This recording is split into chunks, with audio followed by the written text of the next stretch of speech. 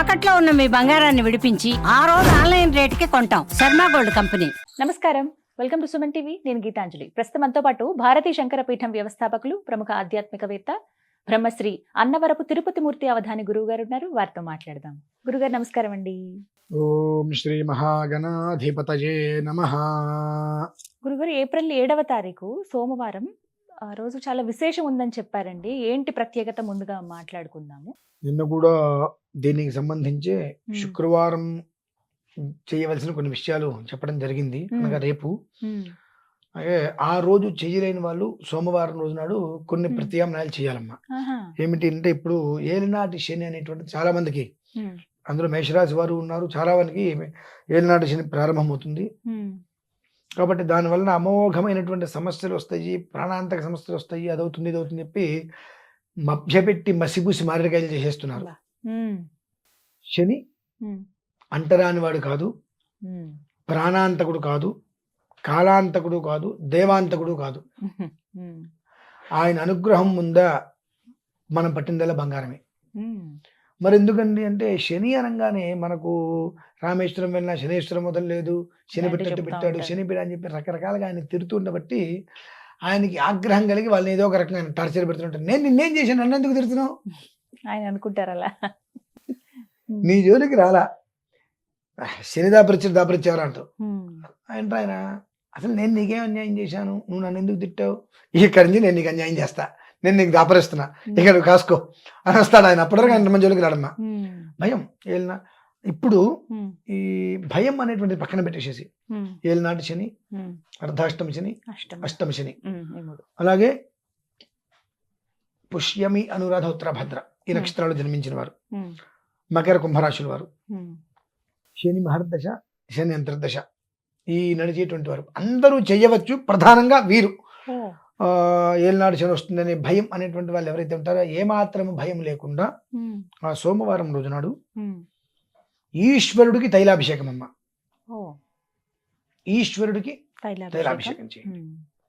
శనికి కూడా చేయండి, కానీ ఈశ్వరుడికి ప్రధానంగా చక్కగా తైలాభిషేకం చేసి,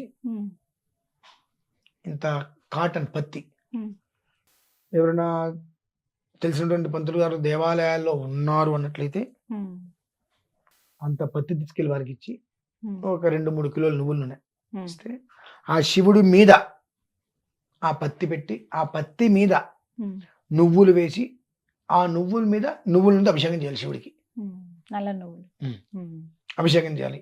ఆ అభిషేకం పూర్తయిన తర్వాత ఆ పత్తి ఏదైతే ఉంటుందో ఆ పత్తిని మొత్తం తీసుకెళ్ళి ఒక దాంట్లో పెట్టేసేసి దీపారాధనలాగా వెలిగించి పక్కన పెట్టేసేయాలి ప్రధానంగా.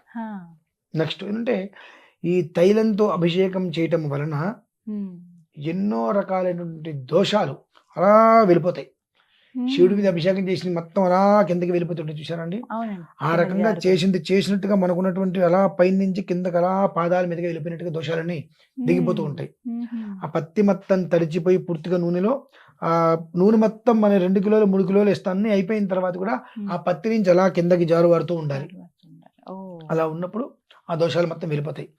వెళ్ళిపోయిన తర్వాత ఆ పత్తిని తీసుకొని ఒక మట్టిది ఏదైనా తీసుకొని ముక్కుడు అందులో పెట్టి దాన్ని వెలిగించి పక్కన పెట్టేసుకొని, ఇంత జాకెట్ ముక్కలు అంటే ఒక జాకెట్ ముక్కని 4 అంగుళాలు ఇంటూ 4 అంగుళాలుగా ముక్కలు కట్ చేసుకొని, ఏమాత్రం ఓపిక ఉన్నా ఓపిక చేసుకొని 19x19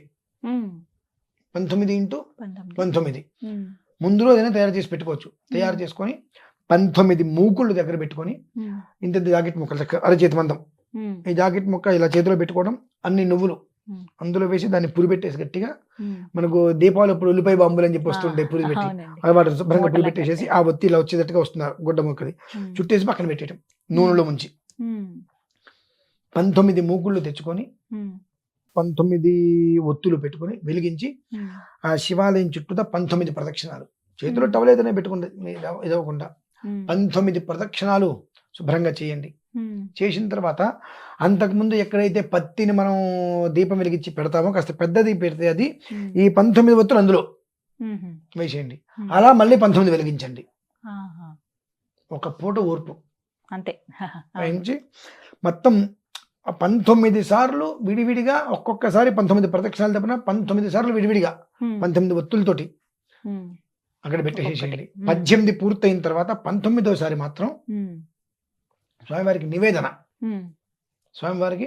నివేదన పెట్టండి. ఏదైనా కొబ్బరి అన్నం పెడతారా, ఏదైనా నివేదన పెట్టండి. ఏది నివేదన పెట్టినప్పటికీ కూడా చివరిలో మాత్రం చిమ్మిరుండలు, నల్ల నువ్వులతో చేసిన చిమ్మిరుండలు మాత్రం 19 ఉండవలసిందే. నివేదన పెట్టి 19వ సారి మాత్రం అప్పుడు అది హారతిగా ఇచ్చి మళ్ళీ 19 ప్రదక్షిణాలు చేసి మొత్తం అందులో వేసేసేయండి. ఇది చేయటం వలన శనీశ్వర స్వామి వారి యొక్క పరిపూర్ణ అనుగ్రహం లభ్యమవుతుంది.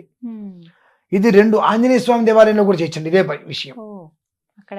శనితో పాటుగా ఆంజనేయ స్వామి వారి ఆలయంలో కూడా బ్రహ్మాండంగా చేయొచ్చు. ఉదయం పూటేనండి, ఉదయం పూట విశేషం. ఆంజనేయ స్వామి వారికి కానీ ఈశ్వరుడికి కానీ, ఈశ్వరుడి అంశ ఆంజనేయ స్వామి, ఈ ఇద్దరు ఎవరికైనా సరే ఈ విధానాన్ని ఆచరించి అయిన తర్వాత మాకు దగ్గరలో లేదంటే దగ్గరలో ఆంజనేయ స్వామి శివాలయం ఖచ్చితంగా ప్రతి ఊర్లోనే ఉంటుంది. ఆ శివాలయంలో ఉన్న చోటే నవగ్రహాలు ఉంటాయి. 19 చిమ్మిరుండలు ఈ శనేశ్వర స్వామి దగ్గర పెట్టి ఆయన మీద కాసిని నల్ల నువ్వులు నూనె వేసి హారతి అయిపోయిన తర్వాత ఆ నల్ల నువ్వులతో చేసిన చిమ్మిరుండ ప్రసాదం తీసుకుని నోట్లో వేసుకోండి. చీ చీ చీ చీ చీ చీ చీ చీ అదేంటండి, శనికి నివేదన పెట్టి నోట్లో వేసుకోవటం ఏంటండి, మీకు బుద్ధి ఉందా గురుగారు, అట్లా చెప్తున్నారు ఏంటండి? నేను బుద్ధున్న వాళ్ళ కోసం చెప్తున్నానండి అంట. ఒక ఆరాధన దేనికి చేస్తున్నాం? పాపం పోవాలని. శివాలయంలోకి వెళ్ళి పాపం పోవాలని ఆరాధన చేసుకొని శివుడి యొక్క ప్రసాదం తింటున్నాం. ఏళ్ళనాటి శను, అర్ధాష్టమ శను ఇవన్నీ మనకు రాకుండా ఆయన అనుగ్రహం మనకు కావాలని చెప్పి అర్థం చేసినప్పుడు, అనుగ్రహం అంటే ఆయన ప్రసాదమే. అది మనం తింటానికి శనికి పెట్టి ఆ ప్రసాదం మనం తింటే శని పడుతుందంటే నీకు శని పట్టబట్టి ఈ స్థితికి వచ్చావు నువ్వు. ఇంకా ఆయన ఎందుకు నిందిస్తావు? 2 అదే సమయంలో శనికి కూడా తైలాభిషేకం శుభ్రంగా చేసుకోండి. శుభ్రంగా బయటికి వచ్చి కాలు కడుక్కోవాలి, స్నానం చేయాలి, తలతెక్క పనులు చేయకండి, అవసరం లేదండి. శనికి అభిషేకం చేశాను, స్నానం చేయాలి. ఆయన ముట్టున్నాడా? ఇంట్లో ఎవరైనా చచ్చిపోయారా? మైలు ఉన్నాడా? అండ్ అంటరానివాడా? ఎవడండి ఆయన? చాలా మంది శనికి అభిషేకం చేసాం కానీ బయటకు వచ్చి కాలు కడుక్కోవడం, తలస్నానం చేసి బట్టలు ఇక్కడ విడిచేసి వదిలేస్తూ ఉంటారు. చాలా మంది అనిపిస్తుంటుంది, ఆయన అంటరానివాడా? ముట్టున్నాడా? వాళ్ళ ఇంట్లో ఎవరైనా చనిపోతే జీవితకాలం మైలు పడుతున్నాడా? అటువంటిప్పుడు నువ్వెందుకు వెళ్ళావు అక్కడికి? అదేదైనా ఉంటే నువ్వెందుకు వెళ్ళావు? అంటరానివాడిగా చూసింది ఎవరు? మనం చూస్తున్నాం. ఆ బుద్ధి మన దగ్గర ఉంది, ఆయనకి లేదుగా. ఆయన అందరూ ఒకటిగానే ఉన్నాడు. నన్ను అర్చించవయ్యా, నీకు ప్రాణపేడ లేకుండా చేస్తా, నీకు అపరిమితమైన ఐశ్వర్యాన్ని ఇస్తా, నువ్వు ఏది ముట్టుకుంటే అది బంగారం, యమధర్మరాజు నీ దగ్గరికి రాడు, నన్ను నువ్వు తలుచుకో అని ఆయన చెప్తున్నాడుగా. కానీ మనం ఏంటి ఇంత దుర్మార్గంగా ఆలోచిస్తున్నాము? ఇంత దుర్మార్గంగా మనం ఆలోచించేటువంటి పరిస్థితి వచ్చినప్పుడు ఆయన నుంచి మనం ఆగ్రహాన్ని తీసుకుంటామా, అనుగ్రహాన్ని తీసుకుంటామా? అనుగ్రహమే కావాలి. ఆగ్రహాన్ని తీసుకోవద్దు అనుకుంటే ఆ దరిద్ర పనులు చేసి బయటకు వచ్చి స్నానం చేయటము, కాలు కట్టుకోవడం దరిద్ర పనులు చేసి మాత్రం అనవసరమైనటువంటి పీడను నెత్తి మీద ముడిగట్టుకోవద్దు. అలాగే నమస్కారం చేసుకొని ప్రసాదం తీసుకొని ఇంటికి వచ్చేసేయండి. ఈ విధానాన్ని కనుక ఆచరించినట్లయితే చాలా అద్భుతంగా ఉంటుందమ్మా. నేను ఇదే సోమవారం పుష్యమి నక్షత్రం రోజు నాడు ఆ విధానాన్ని లైవ్ ఇస్తున్నా. ఎక్కడ పీఠం దగ్గర నేను లైవ్ ఇస్తున్నా. ఒకవేళ ఎవరైనా అందులో పాల్గొనగలిగిన వాళ్ళు ఉంటే ప్రత్యక్షంగా అయినా పాల్గొనవచ్చు, పరోక్షంగా అయినా సరే పాల్గొనే ప్రయత్నం చేయవచ్చమ్మా. ప్రత్యక్షంగా వస్తే వారి స్వహస్తాలతో ఆ నువ్వుల నూనె అభిషేకం చేసుకోవచ్చు. ఈ నువ్వుల నూనె కూడా నేను బయట నుంచి కొననమ్మా, ఎందుకంటే దీనికి ఖర్చు అయితే పెట్టుకోవాలి, ఖర్చు పెట్టుకోవాల్సింది. ఎందువల్లంటే ఆ నువ్వుల నూనె నేను నువ్వులు కొని దాన్ని గానుగు పట్టిస్తా. బయట దొరికేటువంటిది మనకు 125కు 200కు 1 లీటర్ దొరికేస్తుంది. ఇంకా గట్టిగా ప్రయత్నం చేస్తే బై 1 గెట్ 1 అని కూడా 250కి 2 బాటిల్స్ ఇచ్చేస్తూ ఉంటారు. అది నువ్వుల నూనె కాదు, ఏ నూనె కాదు, పిండా కూడా దిక్కుమాల నూనె, అదొద్దు. చక్కటి నువ్వుల నూనె తీసుకోండి, మనకు 600-700 ఉంటుంది కిలో. ఆ నువ్వుల నూనెని తీసుకొని ఆ పత్తి ఆ విధానంలో అభిషేకం చేయించడానికి అయితే ఖర్చు అవుతుంది. మేము ఏదో బాటిల్ తీసుకొస్తామండి, ఆ బాటిల్ నువ్వుల నూనె అయితే మాత్రమే నేను వాడతా. ఆ నువ్వుల నూనె కాకపోతే నేను వాడను, మీరు తీసుకొచ్చి ఉపయోగం లేదు. మీ కళ్ళెదురకుండానే డ్రైనేజ్లో పారిపోస్తా. అందువలన మనం తినే తిండేమో 100 రూపాయలు బియ్యం అవ్వాలి, దేవుడికి భగవంతుడికి పెట్టేది వచ్చేటప్పటికి రేషన్ బియ్యం కావాలి. మన బుద్ధే మన ఎదుగుదలకి కారణమవుతుంది, మన పతనానికి కూడా కారణమవుతుంది. మతిం ధర్మేం గతిం శుభాం. నీ యొక్క ఆలోచన, నీ యొక్క ధర్మం, నీ యొక్క మతి ఎలా అయితే ఉన్నదో నీ గతి కూడా అలానే ఉంటుంది. అలాగే. ధర్మంగా ఉంటే గతిం శుభాం, అధర్మంగా ఉంటే అలానే ఉంటుంది అది కూడా. కాబట్టి అంటే అంత పెద్ద ఖర్చేం కాదమ్మా అది. పూజ చేసింది మేము ఖర్చు తీసుకోము, డబ్బు తీసుకోము.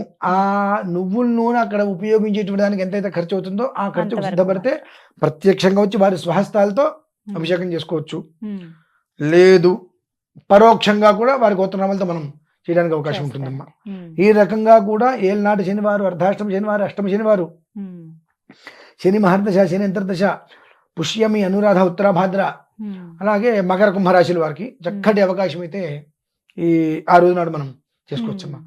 సోమవారం కూడా ఆ రోజు మంచిగా కలిసి రావడం దశమి తిథి, అది యోగం. కాబట్టి ఆ విధానాన్ని బయట ఎక్కడన్నా అవకాశం లేకపోతే ఆ రోజు మన దగ్గర కూడా ఈ రకంగా చేసుకోవచ్చమ్మా, ఇబ్బంది లేదు. చక్కగా వివరించారండి. విన్నారు కదా, భారతీ శంకర పీఠంలో ప్రత్యేకించి ఏప్రిల్ 7వ తారీఖు అండి అభిషేకం జరుగుతుంది. ప్రత్యేకంగా శని దోషాలు ఎవరికైతే ఉన్నాయో, అష్టమ శని కావచ్చు, అర్ధాష్టమ శని కానీ, ఇప్పుడు శని ప్రత్యేకంగా మా రాశిలోకి ప్రవేశించాడండి, ఇబ్బందులు ఎదుర్కొంటున్నాం, వాటి నుంచి మాకు కాస్త నివారణ కావాలి అని అనుకుంటే గనక మీరు అభిషేకాలు చేయించుకోండి. ప్రత్యేకంగా భారతీ శంకర పీఠంలో జరిగేటువంటి ఆ అభిషేక కృతుల్లో మీరు కూడా పాల్గొనవచ్చు.